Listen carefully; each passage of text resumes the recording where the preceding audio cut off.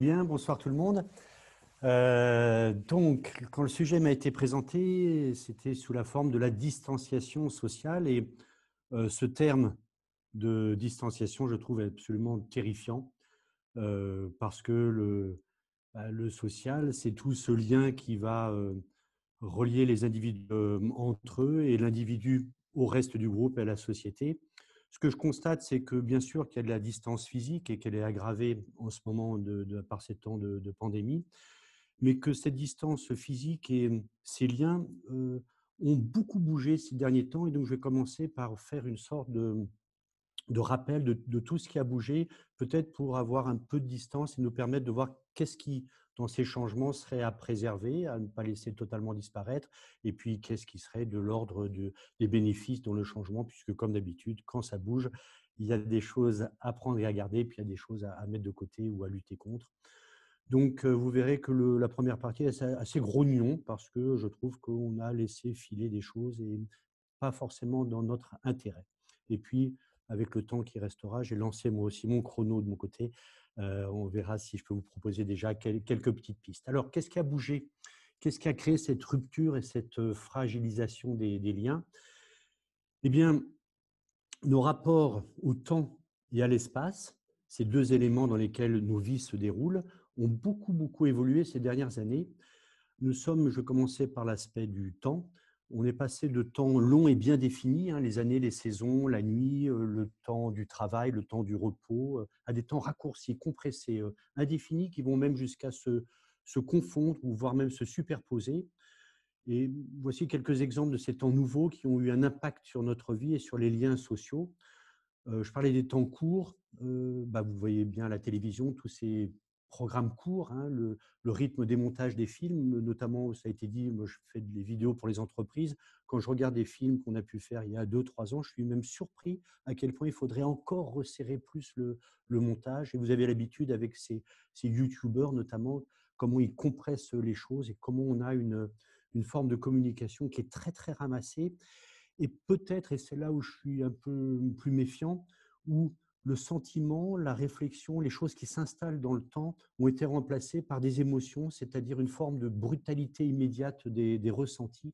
Et vous qui travaillez aussi avec le monde de l'entreprise, soit par les conventions, soit par le marketing, vous avez repéré peut-être quelque chose qui revient régulièrement, ce qu'ils appellent l'effet waouh, c'est-à-dire comment est-ce qu'on va créer une émotion rapide, brutale, chez nos clients, chez les personnes qui nous suivent, qui profitent des services de l'entreprise ou des produits que fait l'entreprise. Et l'entreprise est à la recherche de cet effet waouh d'une manière permanente jusqu'à une forme d'épuisement.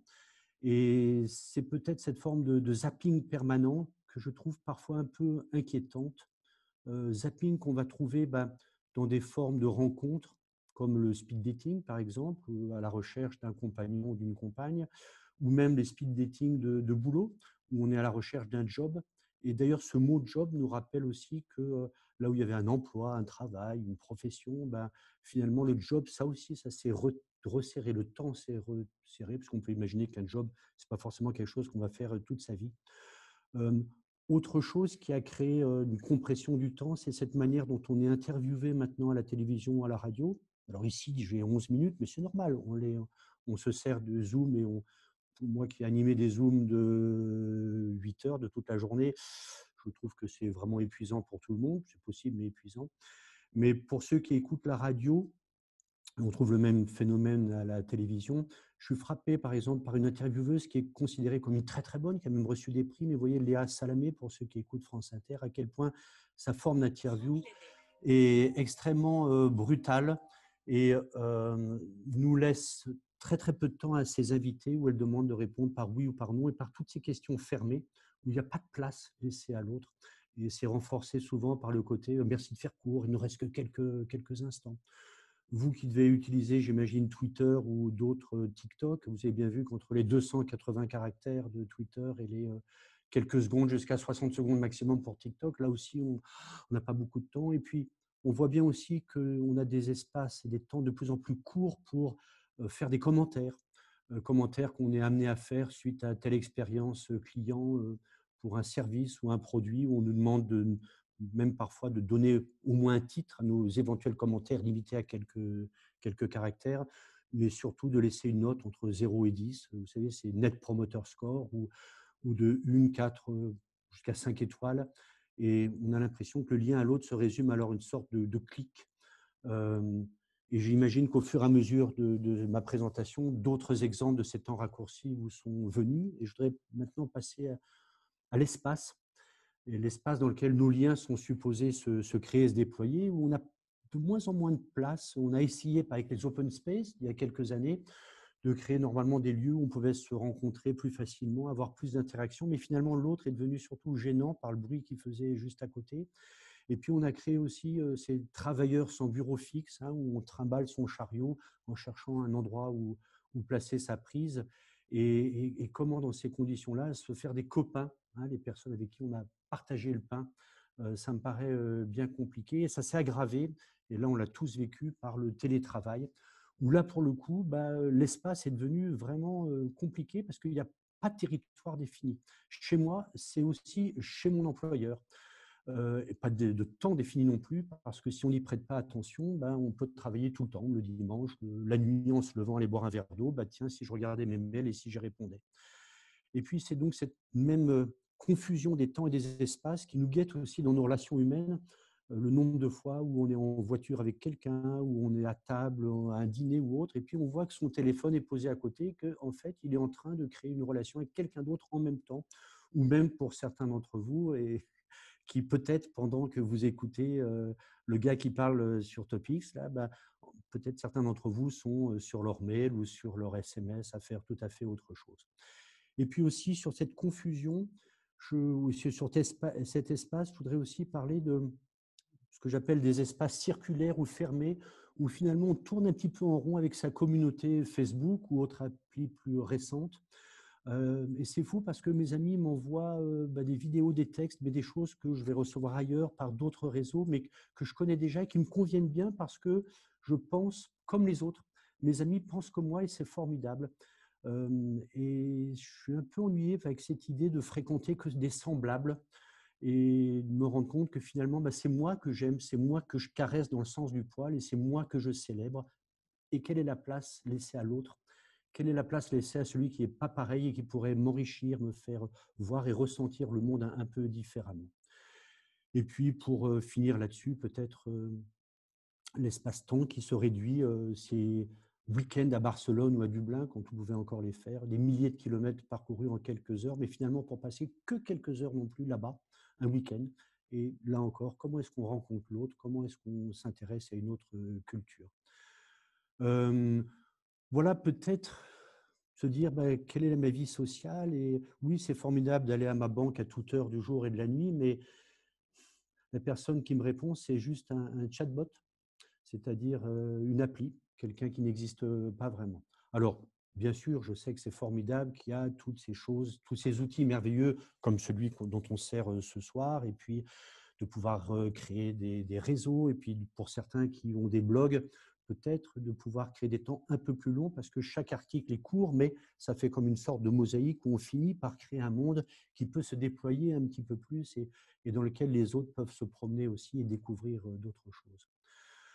On a été frappés, nous, quand on a travaillé avec certaines entreprises qui nous ont demandé d'intervenir, c'est à quel point ça mettait les gens, ce qu'on appelle les risques psychosociaux en RPS, c'est-à-dire des souffrances réelles, d'avoir perdu tous ces liens et de se retrouver avec des vraies maladies psychiques avec des répercussions sur l'impossibilité de dormir normalement, des maux de dos, voire même des dépressions.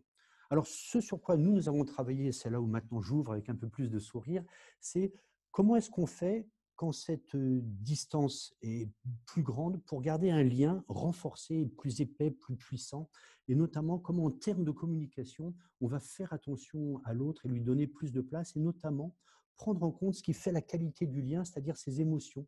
Comment est-ce qu'on va prendre soin ce mot, je pense que l'orateur suivant le prononcera aussi à un moment ou à un autre, de l'empathie, c'est-à-dire notre capacité à ne pas se mettre à la place de l'autre, comme c'est parfois dit, l'autre est l'autre et il a son propre territoire, mais au moins de comprendre et d'accepter son point de vue, que sa manière de voir le monde n'est pas forcément la mienne, mais que je peux l'accepter et y faire place.